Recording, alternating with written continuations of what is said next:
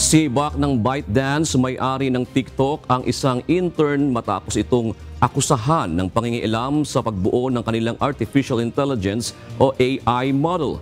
Nilinaw ng kumpanya na may mga maling impormasyon sa ilang ulat na kumalat sa social media na nagsasabing malaki ang naging pinsala ng insidente.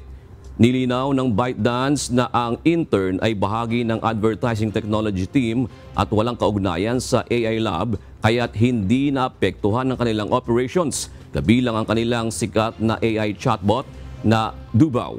Itinanggi rin ng ByteDance ang mga ulat na umabot sa $10 million ang naging pinsala sa sistema ng AI training. Matapos ang insidente, sinabihan din ng kumpanya ang universidad tungkol sa ginawa ng intern. Ang ByteDance na kilala sa mga sikat na app tulad ng TikTok at Douyin ay isa sa mga nangunguna sa larangan ng algorithm development sa AI para sa iba't ibang aplikasyon, kabilang na ang text-to-video tool na Gming.